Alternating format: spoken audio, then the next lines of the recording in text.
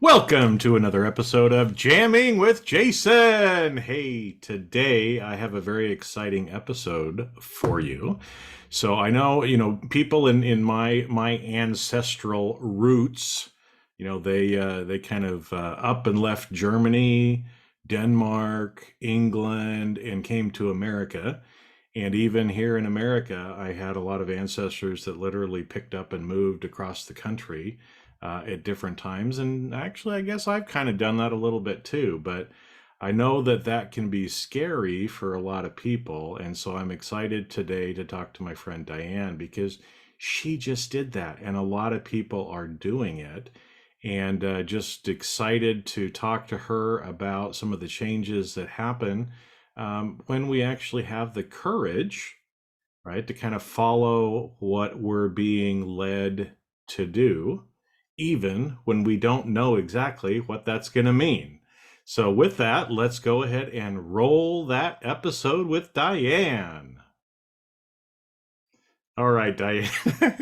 It's good to see your smiling face. I just love your smile too. So, welcome. I know you've had some pretty interesting things that have been going on in your life. What's it been now? 6 months? It's been less than 6 months, I think, right? Yeah, well, the point of decision was February of 2022, and thank you for having me, by the way. Oh, you're welcome. I mean, it's so this is a journey that you said started in February of 22. All Yeah, right, so we're recording in November, so I mean, again, depends on when you're listening to this, but we've known each other, been in one of the same coaching programs, known each other kind of on social media for a while. And so maybe give people just a little bit of a background. And then, like I said, I've got a whole bunch of questions for you, as we kind of go through and talk about this. But, where were you at the beginning of the year before you kind of had this decision point? What was going on in your life, and what were some of these decisions that you started making? if I was going to kind of give a primer to the story, I would probably start sooner than the beginning of the year because, like, if I look back to the kind of life that I've lived in the past, like just to give a bit of background, because I came from first of all, a childhood of trauma, abuse, and neglect. So I was kind of this person who spent 30 years of her life seeking to feel better, to that there must be more. And so I was doing things like therapy and talk and all this kind of stuff, and always trying to feel better. And at the same time, I was always I was one of those people that was on the hamster wheel. I was working my butt off, and I was just like overworking and a bit of a workaholic, I guess you could say. Raised my two kids myself, and so my history is that of, I'm a person who never really listened to their gut. I never really followed my heart because I was too busy, trying to be worth something by working super hard and accomplishing and all this kind of stuff. And so fast forward to even like 2021, when we were in this coaching program together, and I started to have all these layers peeling off with the combination of the coaching we were doing and all the hypnosis that Hmm. all of that work. It was like it was almost like it catapulted me forward, and I became this person who was like, I had so many aha moments. Like it's even too much to say, but it was like I got to the point where I was able to just hear myself. Like, and I think it was a combination of the exercises we did with silence and just being able to listen to ourselves and who our true self is. Because um, I always thought that I'm a nurse practitioner, and I'm, a mother, and I'm a single mother, and I work my butt off, and these are all the things I am. I'm this kind of person. But once you really start to tap into your true self, it's like you start to realize that none of that matters anymore, like the security of having a union job, the security of having work and these titles and all the rest of it. It has no relevance. The retirement plan, all these things, it gradually just came to the point where it was like, none of this is really part of who I really am, right? So it was a journey to finding my true self in a sense. And so this is why I said it started before early in the year, because I was already peeling back those layers. I was already having those realizations that my true self was not all the things I thought it was. And so, and I, for several years, I had thought about like, I really like to be able to be somewhere warm in the winters. Like I'm tired of shoveling snow. I'm tired of all this. I lived on 80 acres, so it was no small feat to spend 4 or 5 hours clearing snow and, so I could get out and go do what I do. And so, but I never had the courage or even the feeling that something like that was possible for me. I really didn't. I just thought like I'm stuck here because I've got my kids, I have obligations, I have a house to maintain, I've got, I have to keep building my retirement plan. Like there's all these things that we tell ourselves that lead us to feel like we're stuck where we are. And it's all, I mean, the truth of it, let's be real. It's all about what you believe. And these are all things that we're kind of taught since a young age. You got to work hard. You got to, I mean, I was working till your eyeballs bleed. I mean, that's what I was doing. And Well, that's yeah, especially in healthcare, right? I mean, you can work some really long hours there too. yeah. And that's what attracted me to our coaching program that we started a couple of years ago, was that our mentor said, you don't have to work until your eyeballs bleed. And that line, I went, what? I don't? Yeah. Like, wait, that's a novel idea. And so, you know, up to the point where I made the decision to leave Canada, I was really in a place of like I had just developed this sense of like there's nothing that I cannot do, and so it was so powerful to get to that place because I could just be my true self without being attached to all these old things I used to believe that aren't even really true, like about security and the retirement plan and having to, there's some kind of thing where you have to live close to your children, otherwise you're a bad mother. Like, I mean, these are just things that a lot of people, naturally think or they believe, but a lot of it's not even true, right? And so I got to the place where I was like, like I don't need to be attached to all of this. I don't need to be attached to all these old beliefs. And really, my life is what I make of it. And me as this powerful being is, I mean, I really felt like I was at that place where I reached that point of possibility where I realized there's nothing I can't do. And nothing outside of me really has any relevance to the decisions I make for myself. And so it was a beautiful place to get to. Well, and I think I think the story, that kind of precursor is what so many of us live with, right? Because like you said, I mean, from a young age, we kind of get indoctrinated, we get told what we're supposed to do.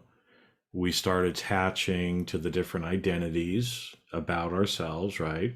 I'm a mom, but I'm not just a mom. I'm a single mom of two kids.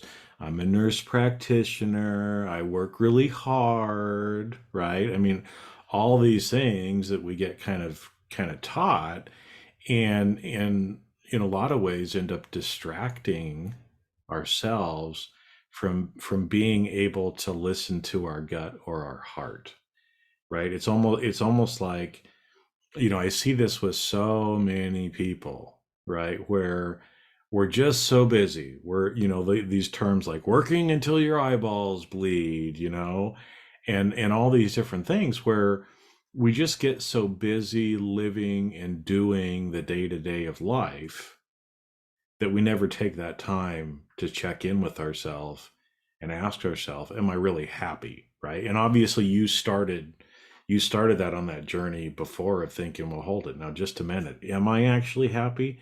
Is this really how I want to spend the rest of my life? Right. So you started asking some of these questions to yourself. And then I love the, peeling back the layers, right? I mean, that's one thing that a lot of us in Jim Fortin's program talked about is peeling back the layers. Cause it's like, God damn it, I just peeled back one and there's another one. It's like, we're like ogres. Ogres are like onions. We're peeling back the layers. That's my bad Shrek impersonation. But it's interesting because, like you said, I mean, you've been peeling back the layers, and then finally you started kind of questioning some of these things, like the one that you talk about. Well, to be a good mom, I have to live near my children, right? And there's so many women, especially at midlife. Let's not halftime, whatever you want to call it, right? You work really hard, you finally get the kids out of the house, and then it's like so many women spend the rest of their life just continuing to kind of parent the kids or the grandkids and never really have a life of their own, right? Where it sounds like you kind of woke up and said, not just a minute, right? I don't have to do things that way. Is that kind of what was going on? Well, yeah, the probably the biggest thing as I hear you talk about, like, having to work hard and to be a certain kind of parent and all this, it really boiled down to two big things. The first one is that where do we where along the way do we feel this need to prove ourselves? Where along the way do we feel like, in order to to really be worth love, or worth time and worth attention, is that we have to, like, just work so hard. And I am really a perfect example of this, because during those years where I was working and raising my kids, like, here's an example. I owned this beautiful leather couch that I bought 21 years before I left. And I had been so busy working and running 12 to 14-hour days, trying to prove who knows what, that I was worth something. I never sat on it. So I was able to get full price. In 21 years. It had never been used. Okay. Just to put it, just Oh my gosh. so Okay. this is Yeah. just an example of, you look back and you're like, what is it that I had to prove? Like, we don't have to justify our existence to anyone. We don't. We have innate value just by being a human being, just by being here.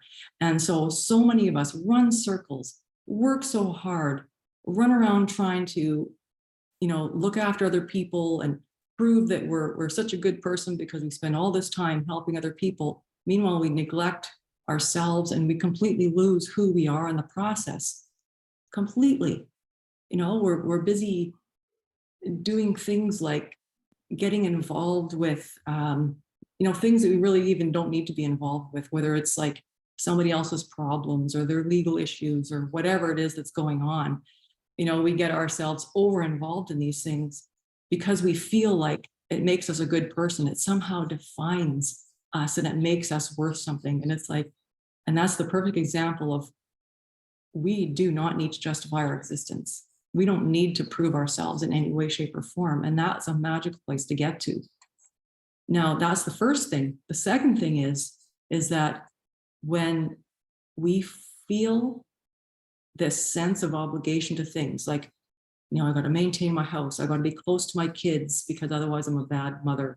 And I have a grandson too, so I need to be grandson. Otherwise, like, people are going to judge me and all this kind of stuff, right? Well, guess what? They're living their life. I should be living mine. And really, any sense of obligation, or perceived obligation that I should be close to them, or I should be this, or I should be that, 100% of that is us setting expectations about those obligations in our own mind. They're all self-created. Do those people really expect us to live close by for our whole life? Do people really, like, so all of those perceived obligations that we think are there are just something we create in our own mind. People don't even really expect that of us. Well, It's even, it's funny. It's funny that you say that, right? Because again, they're like these societal things that aren't real, right? Because I'm sure when you went to your kids and said, "Hey, I'm leaving," they weren't like, "Oh no, you're a bad mother if you leave us." Maybe they did, but I'm guessing they oh, didn't say that at all, did they? no, they didn't. In fact, my daughter was just kind of like, what? And then my son was like, are you crazy? Like, what are you doing? Like, but there was no sense of, you need to be here for us, like this big guilt trip, or like, why are you leaving? No, they're just like, there's like, oh, wow. They're just curious about it. Right. Yeah. Hmm. Yeah, so how many times in our lives are we doing that, right? Where we're putting these kind of false expectations out there when they don't even exist. And if we were to ask people, right, it's like it's not even what they were thinking, but we're kind of building this reality around ourselves when nobody else except us has that expectation, right? It kind of makes you feel like, well, maybe we should get rid of all expectations, right? Because maybe none of them are real, right? Yeah, another big one that I hear, even just from clients or people that want to work with me to get, and I find a lot of the clients that work with me, it's like they're really wanting to tap in to that sense of possibility, but they don't know how, in a sense. And so probably the biggest thing that I'm hearing from all kinds of people, whether it's professionals or different people, is that they're like, okay, well, I've been in this job for 25 or 30 years, and I have to just somehow make it another 5 years till I hit magic 80, or till I hit Mhm. that retirement age where I can retire with a full pension. Well, really? So this part of me goes, but hang on a second.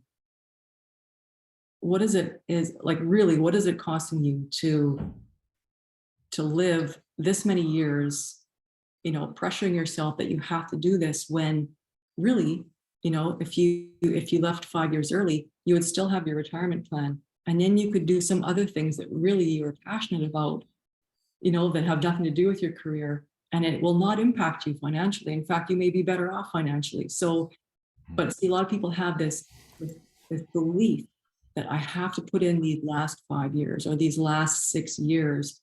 And it's almost like this self-imposed, and that's another self-imposed sense of obligation, that they're not going to have that desired outcome if they don't put in the work first. And sure, okay, so your retirement will be slightly better at the end of the 5 years, but now you've spent 5 years, and our life is too short. And so if you're miserable, putting in another 5 years, is it really worth it for an extra couple $100 a month?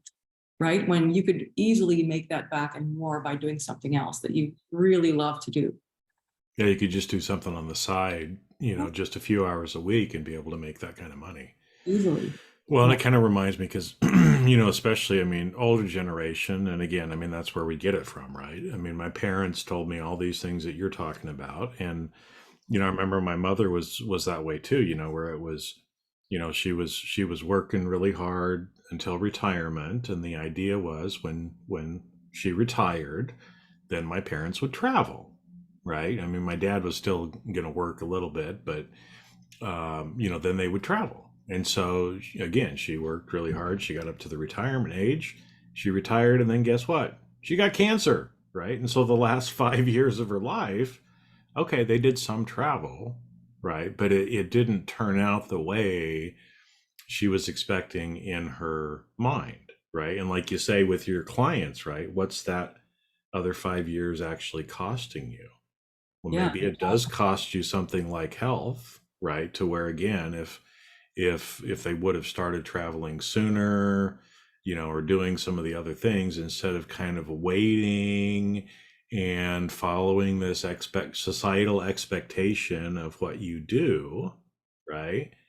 Then I mean, she gave up a lot in that way, and that's always been a lesson to me of don't wait until the very end thinking it's going to happen. You may never even get there. Yeah, and that's the beauty of living in the present moment. So realizing that the past doesn't matter, the future doesn't matter. Really, what matters is right now. And if you're miserable, if you're and I was there, okay, I was miserable in my work because there was so many as a nurse practitioner in the healthcare system, there's so many like over regulations and over controlling of the way we can do our work. So it's like we're so limited. And so even if you have this, and I've always been this out of the box thinker. So I like to treat the patient, not necessarily what's in the book or what, what's in the Mm-hmm. guidelines necessarily, but it's always important to treat the patient because not every patient fits into this little box. And so this is the frustration with working in the healthcare system is like it's just very, very limiting. And so I was miserable at work. And and then what happens is, what does it cost you in your life just having that where your work is draining? It's like, do you have fun after work is over? Do you have what is your relationship like with your kids? Are you kicking the dog? Are you snapping at the kids? Are you impatient? Are you like not sleeping well? I mean, and it just starts to compound. And really, that's the point that I got to. I was just like all of this is not me. It is not me. Like I love to be spontaneous and have fun and adventure and be silly and just like and just enjoy and you know what happened to me was this one point when my son said to me, he looked at me and he looked at me with this serious look on his face and he goes, Mom, you used to be fun. What happened? And right at that point, I was like, oh my gosh. And I just got goosebumps just again, just reliving that moment. And I was like, holy crap, like what an eye opener, because I didn't have that. I mean, I knew partly where I was at, but when somebody else points it out, and especially when it's your kid who the kind of fun and stuff you used to do with your kids and everything, and now it's like, where did that person go? Because you lose yourself in the doing. You lose yourself in being so hard trying to prove some shit that doesn't matter, that you lose yourself, and then your whole life is impacted. So if you think about the cost of staying in something that makes you miserable is so far beyond money. It is so far beyond like even health. Like health is a big thing, but your relationships, like everything, you're losing all that quality time that you could be spending, having that enjoyment in life. But I think that's one of those subtleties that it kind of creeps up on us. It's like boiling the frog. You put him in lukewarm water and then you heat it up, right? And so the frog doesn't realize until it's too late. And I think a lot of times as humans, we're kind of that way too, right? I mean, we get thrown in this thing. Over time, the temperature just kind of rises on us, and it's like, oh, this actually feels nice. It's nice and warm, right? And we just kind of keep staying there until we realize that sometimes it's too late.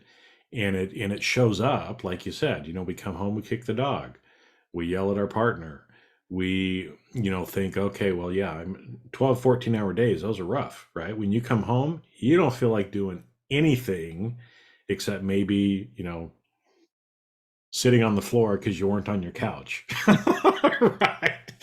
But you don't feel like doing anything, and I think, like you said, before we realize it, we're no longer ourself, right? You used to be fun. What happened? Right? Is that part of you just kind of slowly died as the temperature was rising in the life that you had created, right? So so okay, so now we kind of got the backstory. So obviously you like to be spontaneous and adventurous. Well, you're doing that again. Right? So here you were, living on 80 acres in kind of central Canada, one of the coldest places in the world, gets a shit ton of snow, right? I mean, I remember watching the, videos and other stuff.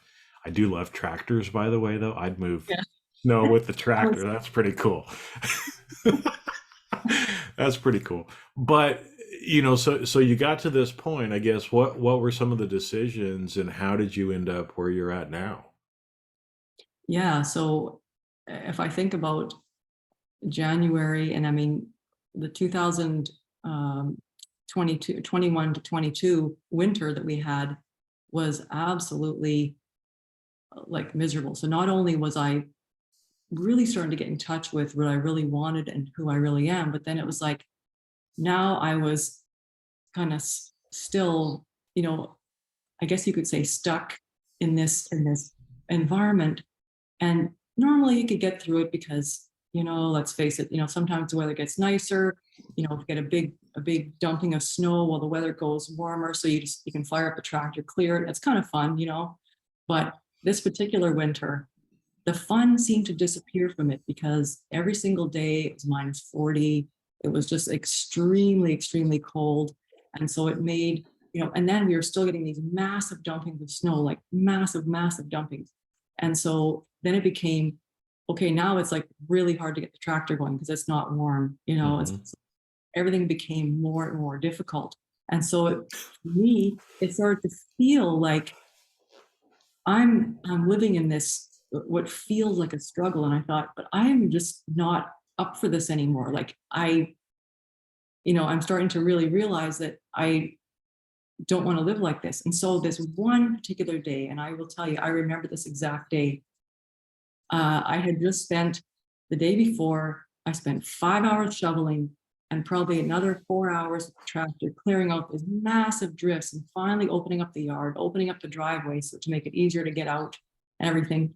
And it was super, super cold, but you know what? I made it through the day and I stood back and looked at my work and thought, yes, now I've got a clean yard and so on. And, life's going to be easier from here. Well, overnight, this massive storm hit, which I didn't know was coming, which, probably because I wasn't watching the news, but so my own fault. But the next morning, I came out and it was like all the work I did was completely leveled and deeper than before. And it was just this huge disaster. And so I stood there looking at that and I had this combination of, I was so angry. I was just like, I just put in all this work and I was just looking around me at all this snow and I just said like, holy crap, like all of a sudden it just clicked. I'm choosing this. Hmm. Like, what the hell am I doing? Like I'm literally choosing this, which means, guess what it means? I can choose something else. That was the day I was like, I'm leaving. And I said it, I'm effing leaving. Like I was just like, that's it. It was just like this vow, like a powerful vow. I'm out of here. And it wasn't just the cold. I mean, there's all this political stuff going on and all the rest that we won't even get into, but it was just like, I'm out of here. So I I think it was like that day, I was just like, okay, I originally was thinking I'd go somewhere like Arizona or something like that. And I thought, heck with it, because I was thinking at that point, well, I mean, the politics are, you go from bad to worse going from Canada to the US.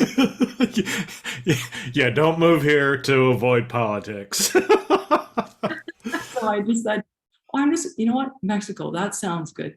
Let me see, how can I do this? And it was just like, I just, it was just like, I snapped my fingers because it's like, I no longer, it was just like, I just had that thought. And this lady reached out to me and said, hey, there's somebody I know that just moved to Puerto Vallarta. And I was just like, well, that's the place I was kind of thinking of going. Well, what's her name? Within 5 minutes, I was on a FaceTime with her talking about, Mexico and immigration and things like that. And that's where she told me that the consulate is in Calgary. And I was just like, oh, right on. I'll just look online and find the number. So it was like the next day, I contacted the consulate. I got myself an appointment for March, and it was no problem. Like she said, oh, you're never going to get through, and everybody wants to move to Mexico. You have to keep phoning because the lines, like, I mean, and good luck because they keep raising the requirements. Like, I mean, this is all the things she was saying. I thought, I don't care because I'm going. So you know what? And it's just going to happen. And I had such a powerful feeling inside of me. And so when I called the consulate, yeah, I had to hit redial about 3 times. I got through. They were just like the nicest people, so helpful. They gave me an appointment for March. It was like, there was no problem. It's like, okay. So come March, I went down there and it was just like I'll even just tell the story because it's kind of like, it gives me goosebumps because I was kind of scared to go to the consulate because I was thinking a Mexican consulate. Well, that's going to be kind of like this, this place. It's going to be like this small little place with a whole bunch of lineups, and you're not, you won't be able to speak the language. It's going to be really challenging. Like the way this girl painted this place was like this horrible. Like you were going to a third world country in Calgary, right?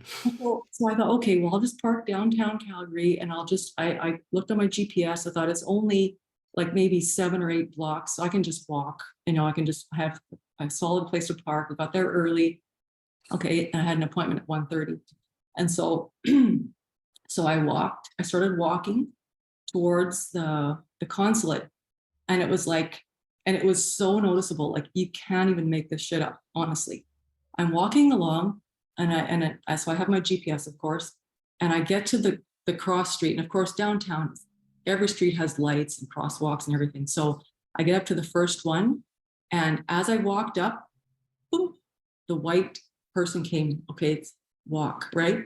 Then I walked to the next one, boom, and it was like, as I was walking, it was like the white cross, to cross now, light just popped up at every single corner. And I thought, wow, like I feel like I'm walking on a red carpet here or something. Like it just feels so amazing, even though I was still scared. So then I walked up to where the consulate was, and I looked at this beautiful glass building, and I was like, oh my God, that's the consulate? I thought, that can't be. Okay, well, I'll just go in and ask. So I walk in, and the guy at the back was, oh, hi, and he was just, it was so pleasant. And I says, is the consulate here? He goes, oh yeah, it's on the 2nd floor. I was like, oh, great, thanks. So I went up there, and so I kind of paused after the elevator. I thought, should I put a mask on or not? Because I wasn't sure if it was required. So I was kind of nervous. And then I thought, okay, here I go, like big breath kind of thing before I go in. And then I opened the door, and like it was really quiet in there. There was almost nobody. And then this lady looks up from the desk and she goes, oh, hello, are you Diane? We're expecting you. And I thought, what? The whole experience was just like, somebody was just like laying this path for me. And it was just like this beautiful path. And it was like everything went smoothly. Like, I mean, I got asked the usual questions, and it was all very like, but there was so much kindness and so much, they were just so helpful. And then, the man at the end, because you have to go through multiple steps to get your visa, he was just like, you're approved. And I was just like, yes, Right there on the spot, same day. So I sat there. He says, just go to the waiting room, and the lady will come and bring you your visa. I was like, oh, wow. I didn't know what it would look like, or like, so I was in this, like, I was really in this sense of wonder, like, it's like, wow, this seems like way too easy, So I sat there waiting. There's a few people in the waiting room. We had some nice conversations, and a lot of similar people in similar situations to me. And then maybe not even 10 minutes, this lady comes and she says, Diane. So I came, and they had put this beautiful thing in my passport that looked like it was embossed in one of the pages. And so she explains to me, this gets you into Mexico, and you have to go to immigration within 30 days, to do the next step so that you can become a resident or whatever of Mexico. And I was just like, okay, I had already researched that. So I kind of knew for that already, but she was just so kind. And I said, okay, so that's it. And she's like, yeah, here you go. I was like, wow, like so the story of how I got my visa and how that just flowed like magic. It was like, wow, I almost like floated back to my car, I was just so amazed that I was so incredibly scared and nervous about going to the consulate because of what I'd been told, but it was nothing like that. Well, and I think that's what you just described is exactly what so many people that are going to listen to this need to hear, right? Because, again, one of my questions was, why'd you pick Mexico? Why Puerto Vallarta, right? I mean, it's a beautiful place. Don't get me wrong, right? And Mexico, for those of you that don't know, is absolutely nothing like especially here in America, what they try to stereotype Mexico as. It is a beautiful place with 120, 150 million people. It is not a backwards third world country. So just setting the stage there for everything, right, too. But what you described, right, and the ease at which you didn't think about it, you didn't sit down and do a pro con list and sit there and agonize over what decision you were going to make. Boom, it just kind of came. Mexico. Boom, right? Somebody that you knew somebody who was moving there. Boom, in a few minutes you were on the phone call with them. Boom, you schedule something in the consulate, and instead of them saying, "Oh, I'm sorry, ma'am, it's going to be 6 or 9 months," it's like, "Hey, we'll get you in next month," right?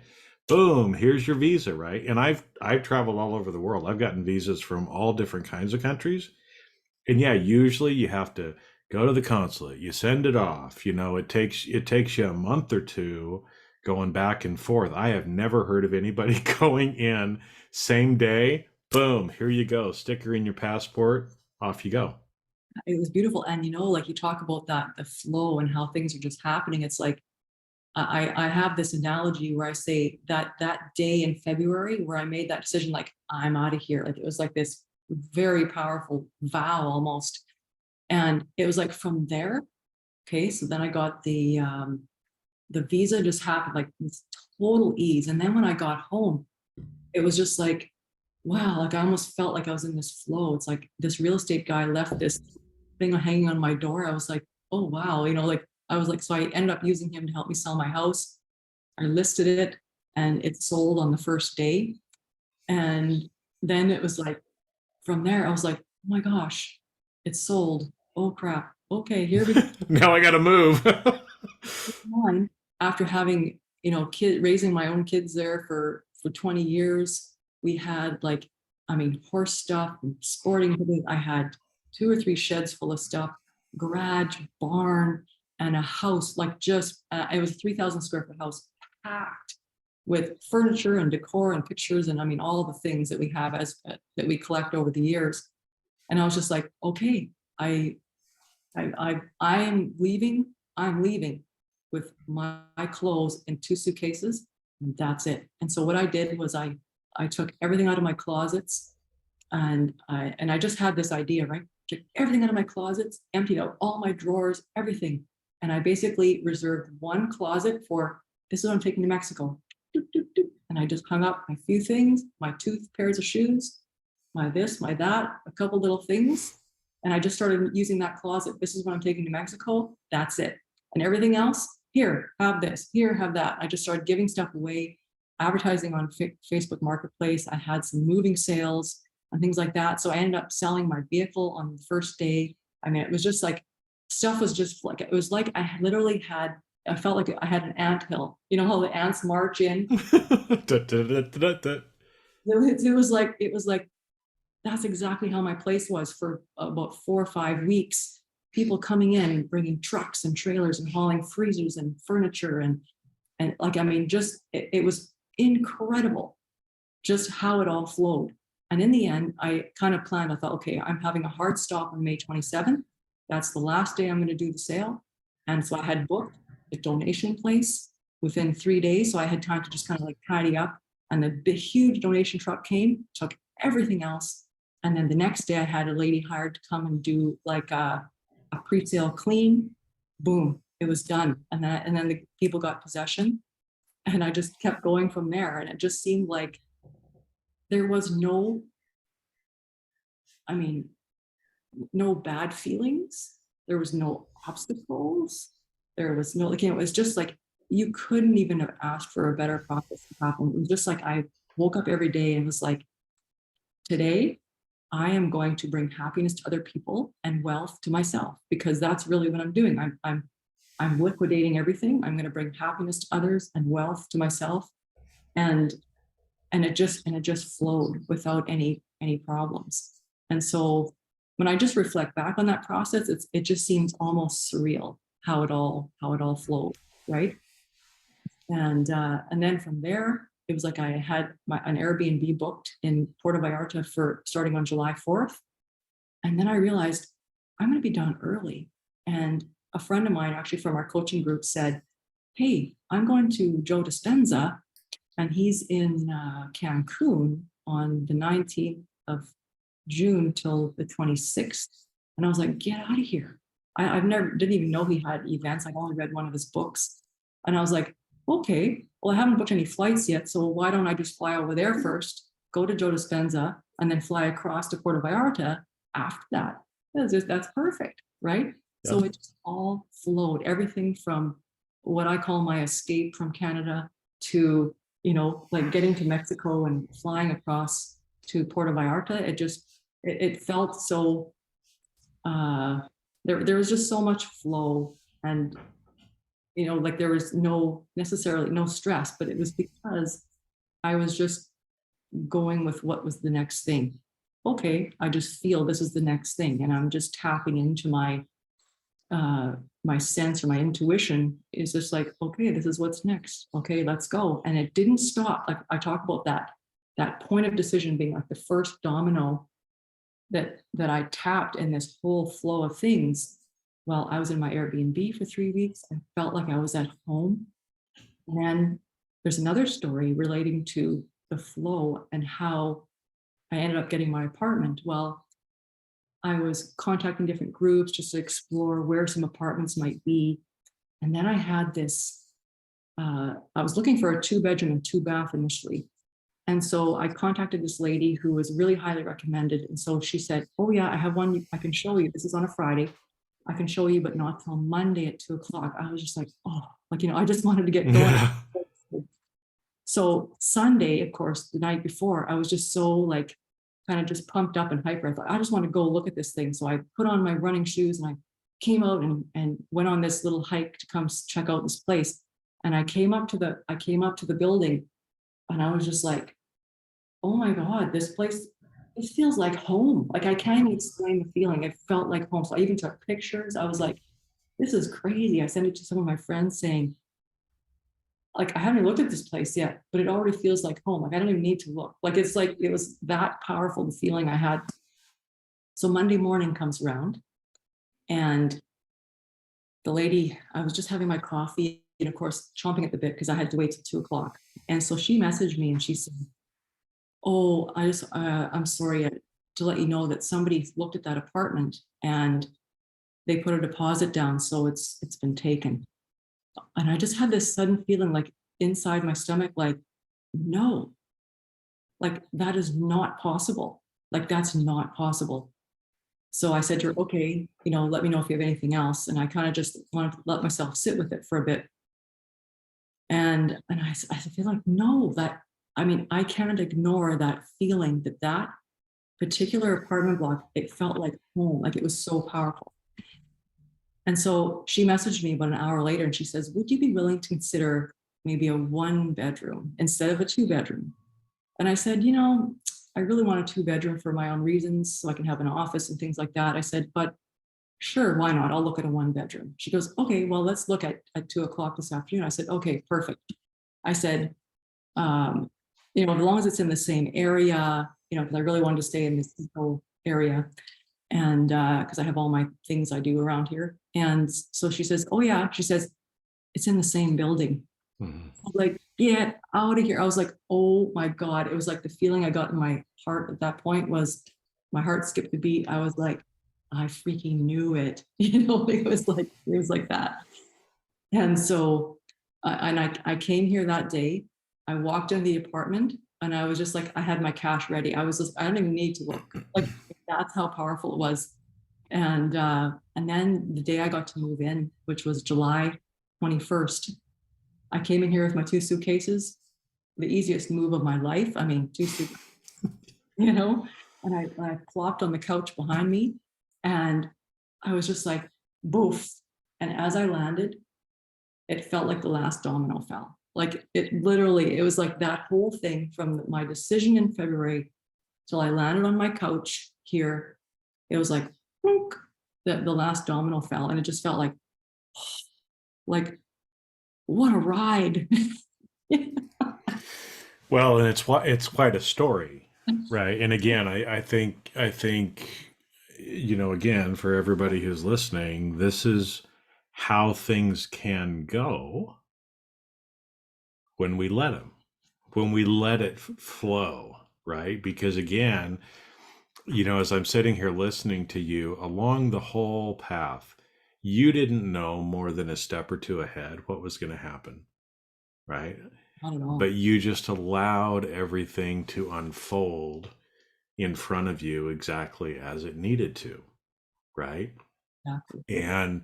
And I think, again, that's what blocks so many of us so much of the time, is we want to control it. We want to decide all the steps, and oh no, that's out of order. Oh no, I have to have a 2-bedroom apartment, right? Instead of, oh well, for whatever reason, maybe I'm only supposed to have a 1-bedroom, right? Well, for whatever reason, I don't know.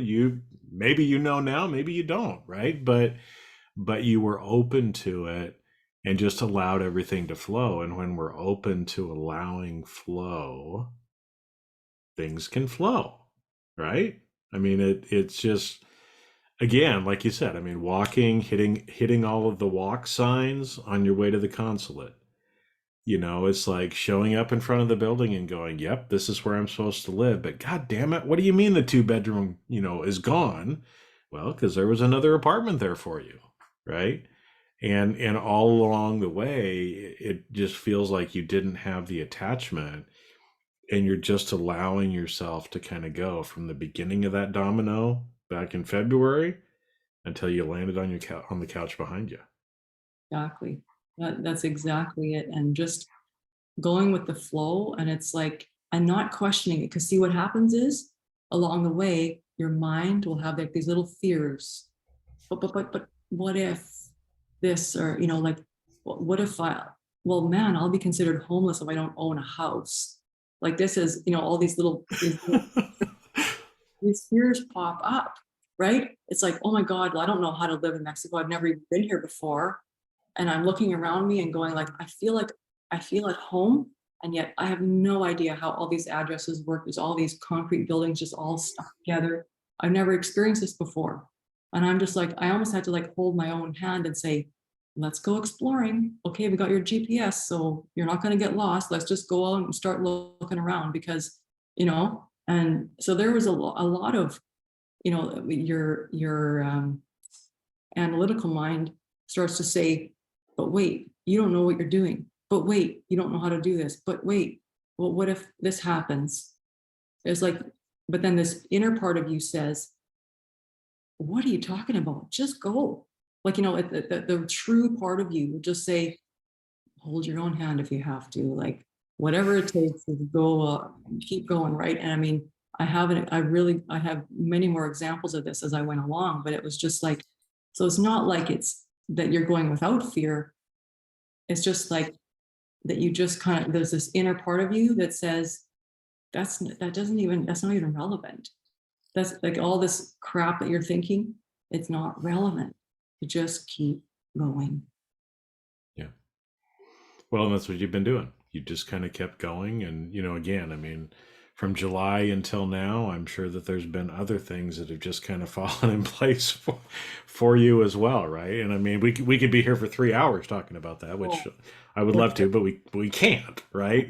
So we'll probably have to talk again because I got a lot more questions too as well. But it's that's why when I was shocked, right, when I saw your first post that you were in Puerto Vallarta, and I'm like, what? Right. And then I've kind of followed and seen some of the stuff that you've been doing and thinking, wow, right? I mean, this is a great example of just letting go of the wheel, if you will, right? Just accepting, and, the power in that declaration that you made back in February, right? And then just allowing those decisions to be made for you, and to know what it was that you were supposed to do, right? It was all that work that you've been doing for the last couple of years that helps you get out of your head and start listening, to your heart and your gut at And that point, right? that's where possibility lies. Yeah. That feeling that there's that anything is possible. There's nothing you cannot do. There is no excuse. There is no reason. There is no obligation or anything else that gets in the way, because none of that exists. So when you get into that magic possibility, it's incredibly powerful, and there's truly nothing that you cannot do. And you mentioned that, I mean, all the things that from July till now, and I mean, that's a whole nother story, but Part two coming up. part two, because at the beginning of August, or probably once I had lived in my apartment for about a week, I had something else happen that maybe that's a little bit of a point of curiosity for the next, time we talk. But it was like I tapped another domino, and the dominoes for the next, inspired journey are in process right now. So yeah, it's the most powerful journey I've ever been on. Yeah. Well, and I know, just because we have to kind of wrap this one up, but I know, one of the questions that people might be having too is, Diane, you were a nurse practitioner. You had this whole career in this, right? And you just give it up. You leave the country. What are you doing for money, right? I mean, it's like you kind of change your whole career trajectory as well to be able to allow yourself to do this as well, right? I mean, how are you helping people now? Because you do have clients, right? Because I think sometimes too people think, oh, well, I'm a CPA or I'm an engineer or I'm a nurse, and that's what I have to do the whole rest of my life. But it's not, is it? No, because I'll tell you what happens when you liquidate that many years of all the things, the homes, the stuff, the kids stuff, like, and you liquidate all of that.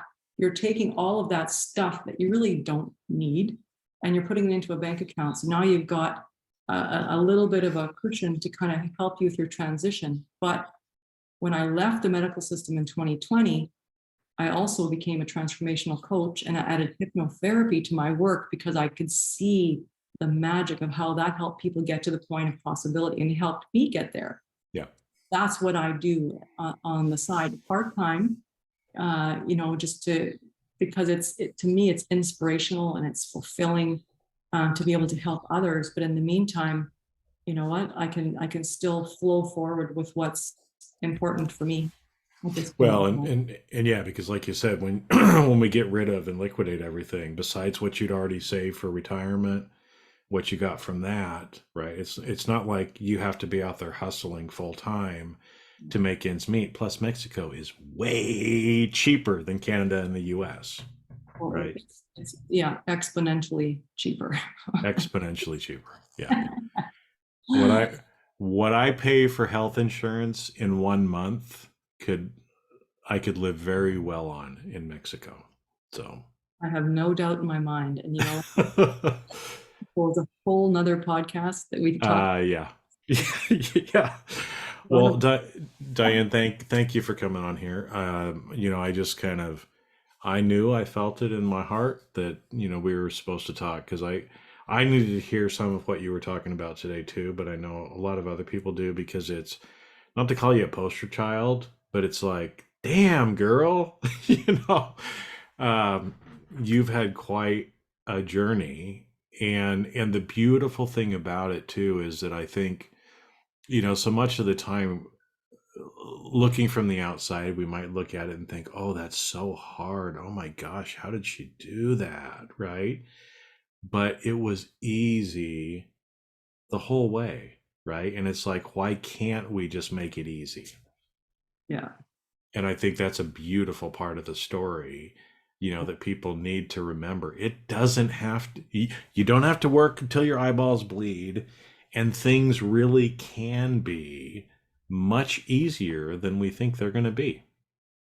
That's right. I mean, I spent my whole life making my life hard and struggling. And then once I realized life doesn't have to be hard, it was like, wow, this is amazing. It's incredible once you realize that we make it hard ourselves. We create our own struggles. So to break free from that and I use this term in our coaching group, I said, it's like I broke free from the prison of myself. Mm. The prison. I'm writing that one down. The prison of myself. That is great. That is great. Well, Diane, thank you. Thank you again. Like I said, we've got lots more to talk about, so I think we'll have to get together here in a few more months again, because I'd like to kind of get the update on, and like I said, there's still a bunch of questions that I have for you too. So we might talk about offline as well. But if people want to follow you, want to see what you're up to, want to reach out to you, how's the best way for people to get a hold of you? So I have a website, and it's you can either be reached through dianegudmundson.com, and a lot of people have trouble spelling my name. So I also have another way. It's survivaltosuccess.ca. And I also have a podcast where I talk about just my experiences and my aha moments. It's just me talking. I don't interview people, at least not at this point. Yep. But it's called Survival to Success. Okay. Yeah. Same title. All right. Well, we'll make sure and put that in the show notes for everybody too. So if you want to reach out to Diane, then make sure and do that. But again, my friend, thank you. Thank you. Thank you. Thank you. And yeah, well, you'll have to be back for another episode. If you're up to it, I'm up to it. For sure. And thank you so much for having me. Thanks.